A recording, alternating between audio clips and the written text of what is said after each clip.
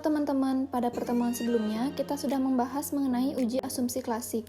Hasil uji asumsi klasik itu hampir semuanya lulus uji asumsi klasik, tapi tidak dengan uji autokorelasi.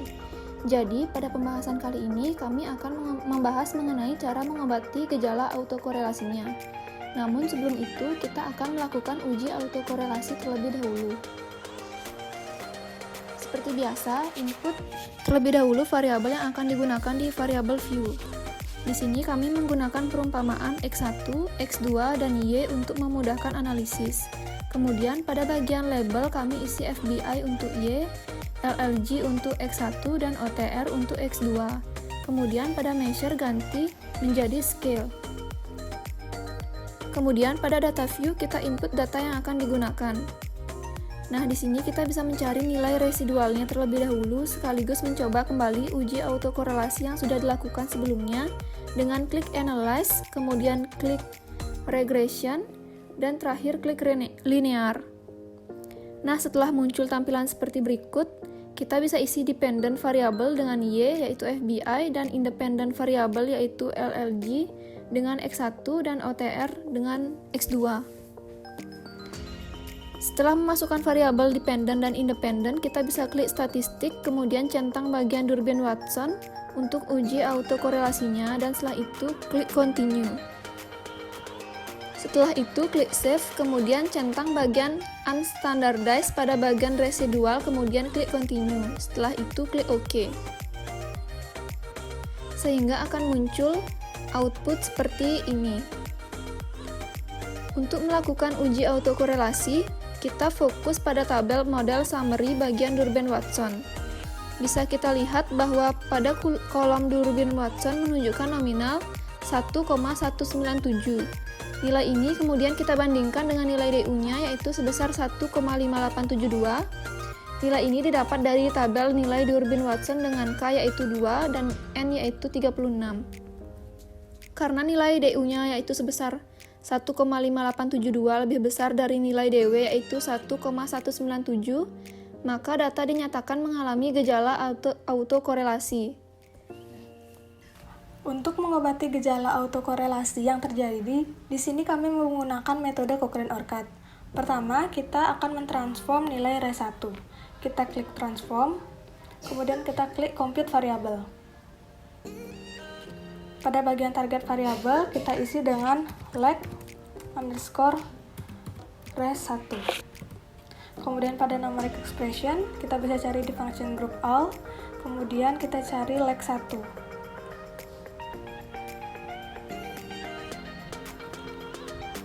Setelah itu, kita isi dengan unstandardized residual 1. Setelah seperti ini, kita bisa klik OK. Setelah muncul output seperti ini, kita kembali lagi ke sini. Nah, sudah terlihat bahwa muncul data baru yaitu leg res1. Kemudian kita akan melakukan regresi, kita klik analyze, regression, kemudian klik linear. Pada bagian ini kita ganti dulu. Ini kita keluarkan. Kita masukkan dependennya itu res1 dan independennya leg res1. Kemudian kita bisa klik OK. Maka akan muncul output seperti ini. Kita fokus pada bagian coefficient.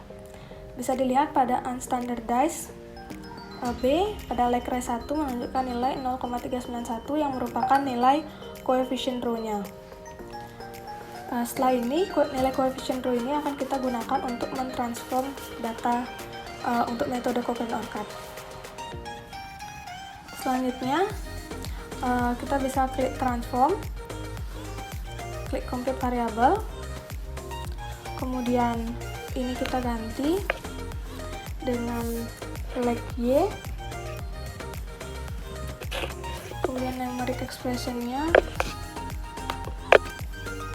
kita tulis, setelah itu dikalikan dengan leg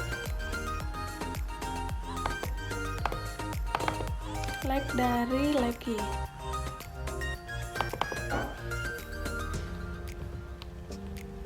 Setelah seperti ini, kita bisa klik OK. Masukkan variabel Y dikurangi dalam kurung 0,391 dikalikan dengan leg Y. Setelah seperti ini, bisa kita klik OK. Sudah kelihatan ini compute-nya, kemudian kita lakukan pada variabel X dan variabel X1 dan X2-nya.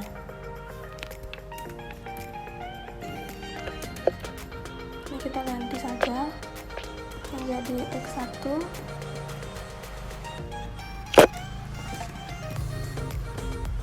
Klik OK. Kemudian kita lakukan lagi untuk X2-nya.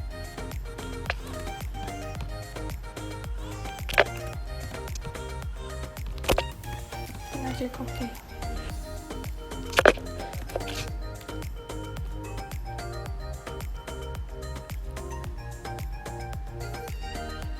Setelah itu akan terlihat seperti ini, ada variabel baru yaitu leg Y, leg X1, dan leg X2.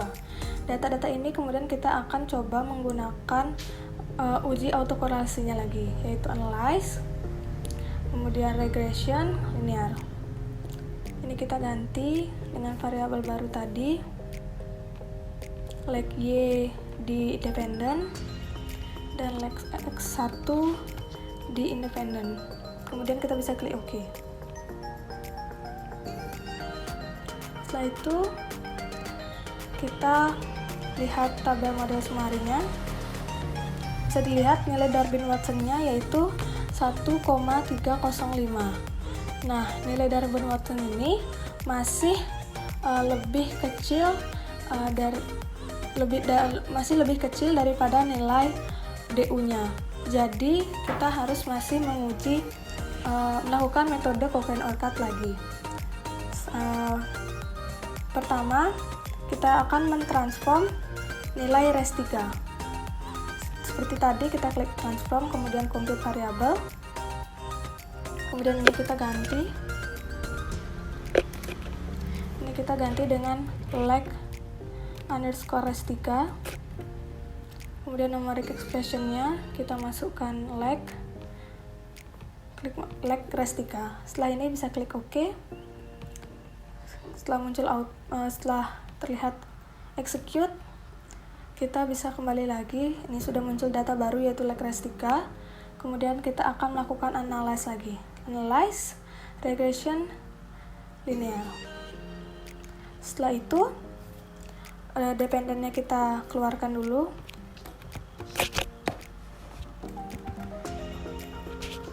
Ini kita keluarkan, kemudian res 3 kita taruh di dependent, dan leg res 3 kita akan taruh di independent. Kemudian bisa klik OK. Setelah ini kita fokus pada bagian tabel coefficient. Seperti tadi kita melihat nilai coefficient row-nya di sini yaitu terdapat 0,323. Jadi nilai ini akan kita lakukan lagi. Nilai ini akan kita gunakan lagi untuk melakukan metode Cochrane-Orcutt. Kita kembali lagi mentransform data. Kini kita transform data leg Y, leg X1 dan leg X2-nya. Pertama kita akan transform leg Y-nya dulu. Transform, compute variable. Kemudian ini kita ganti leg underscore leg Y. Kemudian ini kita masukkan leg Y.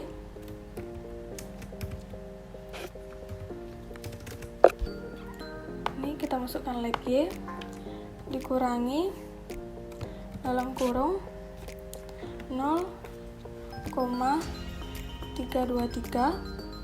Setelah muncul execute seperti ini, kita akan lakukan lagi transform pada X1 dan X2-nya. Ini kita ganti dengan X1. Kita ganti juga ini X1. Ini kita juga ganti dengan X1. Seperti ini, bisa klik OK. sudah muncul juga, maka kita lakukan X2 nya, kita ganti X2, ganti, kemudian klik OK. Nah, sudah execute semua. Bisa dilihat di sini sudah ada nominal leg Y, leg underscore leg X1, dan leg underscore leg 2. Data ini akan kita gunakan untuk menguji autokorelasinya lagi. Nah, di sini kita bisa klik analyze, kemudian regression, kemudian klik linear. Sini kita ganti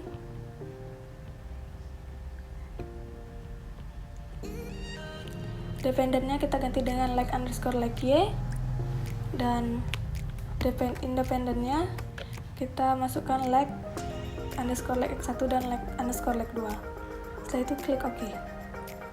Kemudian di sini seperti biasa kita lihat pada model semari, bisa dilihat bahwa nilai Darwin-Watsonnya itu 1,810. Nah, di sini kita sudah bisa lihat bahwa nilai dari Darwin-Watsonnya ini sudah melebihi nilai DU-nya, sehingga data ini sudah lolos uji autokorelasi. Selanjutnya kita akan melakukan uji regresi linear berganda. Baik, setelah lulus autokorelasi, kita akan melakukan analisis regresi linear berganda. Pertama, klik variabel view, kemudian masukkan variabel X1, X2, dan Y, kemudian beri nama X1 sebagai LLG, X2 sebagai OTR, dan Y sebagai FBI. Kemudian ubah measure menjadi scale, kemudian kembali ke data view, dan paste data yang sudah lulus dari autokorelasi akan menjadi seperti ini. Kemudian klik analyze, kemudian klik regression, kemudian klik linear, dan masukkan FBI atau Y sebagai data independen, kemudian LLG dan OTR sebagai data independen, kemudian klik OK, maka akan keluar variabel output seperti berikut. Nah, kemudian untuk melakukan analisis regresi, kita memerlukan rumusan hipotesis. Yang pertama, H1 berarti terdapat pengaruh antara X1 terhadap Y, kemudian H2 berarti terdapat pengaruh antara X2 terhadap Y, kemudian hipotesis ketiga berarti terdapat pengaruh antara X1 dan X2 terhadap Y dengan tingkat kepercayaan 95% yang berarti alfa sama dengan 0,05. Kemudian dasar pengambilan keputusan menggunakan uji T adalah jika nilai signifikansi di bawah 0,05 atau T hitung lebih dari T tabel, maka terdapat pengaruh antara variabel X secara parsial terhadap variabel Y, dan begitu juga sebaliknya. Dan uji F yaitu jika nilai signifikansi lebih kecil daripada 0,05 atau F hitung lebih besar daripada F tabel, maka terdapat pengaruh antara variabel X secara simultan atau bersama-sama terhadap variabel Y, dan begitu juga sebaliknya. Untuk rumus T tabel yaitu alfa dibagi 2 dan N dikurangi K dikurang 1, maka didapat T-nya yaitu alfa 0,05 dibagi 2 yaitu 0,025, dan N dikurangi K dikurangi 1, di mana N adalah jumlah sampel yang berjumlah sebanyak 34, dan K-nya yaitu nilai jumlah variabel X dikurangi 1, dan dapat menghasilkan 31, di mana 0,025 dan 31 jika di dalam distribusi tabel T adalah sebanyak 2,040. Kemudian uji F, rumusnya adalah F tabel sama dengan F dalam kurung K dan N dikurangi K, yang mana K tadi adalah 2 dan N dikurangi K adalah 32, sehingga dalam distribusi tabel F yaitu 2 dan 32 menghasilkan 3,29. Kemudian pengujian hipotesis H1 dan H2 dengan uji T, di mana kita harus berfokus terhadap tabel koefisien. Tabel berikut. dan melihat nilai signifikansi terhadap variabel-variabelnya, di mana diketahui untuk variabel X1 terdapat nilai signifikansi sebesar 0,031 yang dimana nilai tersebut lebih kecil daripada 0,05 dan nilai T hitung yaitu sebesar 2,264 lebih besar daripada T tabel yaitu 2,040 sehingga dapat disimpulkan bahwa hipotesa pertama diterima yang berarti terdapat pengaruh antara X1 secara parsial terhadap FBI atau Y. Kemudian hipotesa kedua, dilihat nilai signifikansi X2 yaitu sebesar 0,95 pada 0,05 dan nilai T hitungnya adalah minus 0,120 lebih kecil daripada T tabel 2040 sehingga dapat disimpulkan bahwa hipotesa kedua ditolak yang berarti tidak terdapat pengaruh antara X2 dan Y secara parsial. Kemudian pengujian hipotesis ketiga yaitu dengan uji F berfokus pada tabel ANOVA, tabel berikut. Kemudian dilihat nilai signifikansinya yaitu sebesar 0,090 lebih besar daripada 0,5 dan nilai F hitungnya adalah 2,611 yang lebih kecil daripada F hitung sebesar 3,29 sehingga dapat disimpulkan bahwa hipotesa ketiga ditolak yang berarti tidak terdapat pengaruh antara X1 dan X2 secara simultan terhadap FBI atau Y. Kemudian koefisien determinasi berfokus pada tabel summary, tabel berikut. Kemudian dilihat nilai R-square-nya yang berjumlah 0,144. Hal ini berarti bahwa pengaruh variabel X1 dan X2 secara simultan terhadap variabel Y adalah sebesar 14,4%. Baik, sekian pembahasan mengenai cara mengobati gejala autokorelasi dan analisis regresi linier berganda. Terima kasih.